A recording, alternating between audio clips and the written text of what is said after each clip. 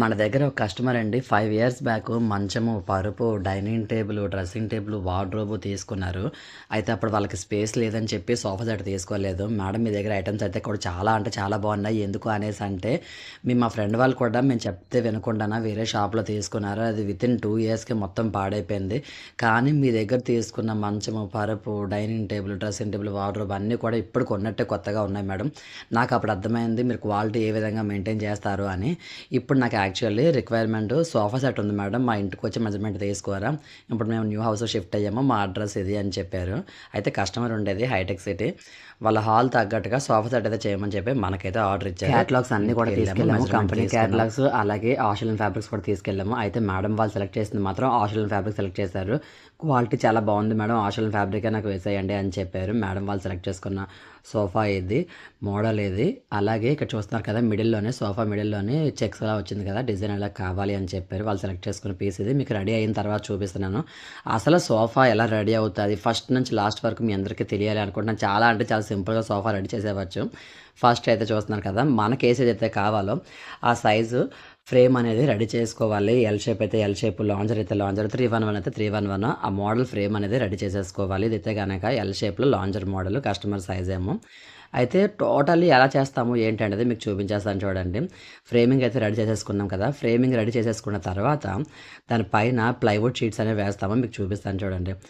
Sheets అనేవి size తగ్గట్టుగా అంటే సెట్టింగ్ వైజ్గా షీట్స్ అనేవి కట్ చేసుకొని ప్లైవుడ్ అయితే ఇలా అరేంజ్ చేస్తాము. మీకు జస్ట్ టెంపరీగా పెట్టి చూపిస్తాను. అలాగా సోఫా అయితే కస్టమర్కి ఇచ్చాను. ఎందుకంటే కొన్ని పిన్నింగ్ చేసే తర్వాత కస్టమర్ సైజెస్ని బట్టి మనమైతే ఇక్కడ కటింగ్ అనేది చేసుకుంటాము. వాళ్ళకి ఏ సైజ్ అంటే ఆ సైజు ఫ్యాబ్రిక్ అంతే ఇలా పెట్టేసి దానిపైన మనమైతే కనుక కస్టమర్ సైజుని బట్టి ఫస్ట్ డ్రాయింగ్ అయితే గీసుకుంటాము. మెజర్మెంట్ని బట్టి ఆ డ్రాయింగ్ అనేది గీసుకొని అప్పుడు మనమైతే కనుక కట్ చేసుకుంటాము.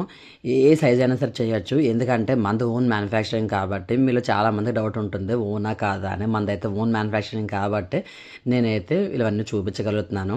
అదే కనుక నేను సప్లై తెస్తే కనుక ఇవన్నీ చూపించలేను కదండి. అలాగే మనం ఏ ఫోమ్ యూస్ చేస్తున్నాం, ఇదిగోండి సెన్ఫ్లెక్స్ అంటే కనుక సెంచరీ వాళ్ళది సెన్ఫ్లెక్స్ ప్రీమియం బ్రాండ్ యూస్ చేస్తున్నాము. వీటిలో చాలా రకాలు ఉంటాయండి. అందులోనే డెటెక్టివ్ డెన్సిటీ వాడుతున్నాము. ఎందుకంటే కస్టమర్ రిక్వైర్మెంట్ అది ఉంది. అలాగే దానిపైన మనం హెచ్ఆర్ ఫోమ్ అనేది యూజ్ చేస్తున్నాము. హెచ్ఆర్ ఫోమ్ వల్ల బెనిఫిట్ ఏంటంటే సోఫా అనేది సాఫ్ట్గా వస్తుంది. సో అందుకని చెప్పి హెచ్ఆర్ ఫోమ్ యూజ్ చేస్తున్నాము. ఇప్పుడైతే కనుక మనకి ఆల్రెడీ ఫ్రేమింగ్ రెడీ చేసాం కదా, దానికి తగ్గట్టుగానే మనం అయితే ఈ ఫోమ్ చూస్తున్నాం కదా, ఈ ఫోమ్ని పియూ ఫోమ్ అని అంటారు. పియూ ఫోమ్లో కూడా మనం 32 డెన్సిటీ, అది కూడా హై గ్రేడ్ ప్రీమియం ప్రోడక్ట్ వాడుతున్నాము. దీంట్లో కూడా కమర్షియల్ ఉంటుంది. కమర్షియల్ యూజ్ చేస్తే సోఫా అనేది తొందరగా పాడైపోతుంది. అలాంటప్పుడు ఏమవుతుందంటే కస్టమర్ మళ్ళీ ఇంకో సోఫా కొనుక్కోవాల్సి వస్తుంది.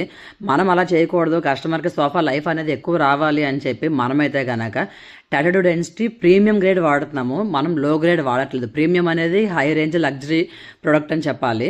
అయితే ఆ ఫోమ్ పైన మనమైతే హెచ్ఆర్ ఫోమ్ వేస్తున్నాము. హెచ్ఆర్ ఫోమ్ వేయడం వల్ల ఏంటి బెనిఫిట్ కస్టమర్కి అంటే సాఫ్ట్నెస్ వస్తుంది, కూర్చోడానికి కంఫర్ట్ లెవెల్ అనేది చాలా ఎక్కువ ఉంటుంది. మనం ఫ్యాబ్రిక్ సెలెక్ట్ చేస్తాం కదా, ఆ ఫ్యాబ్రిక్ అనేది ఇక్కడే స్టిచ్ చేస్తాం మనం. ఇదిగోండి కస్టమర్ ఏ డిజైన్ సెలెక్ట్ చేసుకుంటారో ఆ డిజైన్ అనేది ఫస్ట్ డ్రాయింగ్ వేసుకుంటాము. డ్రాయింగ్ వేసుకొని దాన్ని బట్టి సైజెస్ అనేవి కట్ చేసుకొని ఇక్కడ స్టిచ్చింగ్ అనేది చేస్తాం. చూస్తున్నారు కదా, మీకు స్టార్టింగ్లో పిక్ అయితే చూపించాను కదా, సోఫా ఎలా ఉండాలి, చెక్స్ కావాలని చెప్పారని చెప్పి ఆ చెక్స్ అయితే కనుక ఇలా డ్రా చేసేసుకొని మనం అయితే స్టిచ్చింగ్ అనేది చేసేస్తున్నాము. చూస్తున్నారు కదా, మీ అందరూ తెలుసుకోవాలి అని చెప్పి అంతా కూడా డీటెయిల్గా చూపిస్తున్నాను. అసలు 1 by 1 స్టెప్ బై స్టెప్ అన్ని ఫ్యాబ్రిక్ అనేది ఇలా అరేంజ్ చేసేసుకొని సోఫాకి అయితే అటాచ్ చేస్తాము. అటాచ్ చేసిన తర్వాత మనం ఇక్కడ యూజ్ చేసే మెథడ్ ఏంటో చూడండి. ఇది చాలా వరకు ఎవరు యూజ్ చేయరు. మనం ఇక్కడ నట్ బోల్ సిస్టమ్ యూజ్ చేస్తున్నాం. చూస్తున్నారు కదా, ఈ నట్ బోల్ సిస్టమ్ యూజ్ చేయడం వల్ల ఏంటంటే కస్టమర్ ఇంట్లోనే గుమ్మం చిన్నగా ఉన్నా సరే హ్యాండిల్స్ అన్ని ఓపెన్ చేసేసి సోఫాని ఇంట్లోకి తీసుకెళ్ళడానికి ఈజీగా ఉంటుందని చెప్పి మనమైతే కనుక నట్ బోల్ సిస్టమ్ అనేది ఇస్తాము. మొత్తం ఫినిష్ అయిపోయిన తర్వాత ఇలాగైతే కనుక బ్లాక్ ఫ్యాబ్రిక్ అనేది పెట్టేసి మనమైతే స్టెప్లర్ చేసేస్తాము నీట్గా ఉండాలి అని చెప్పి.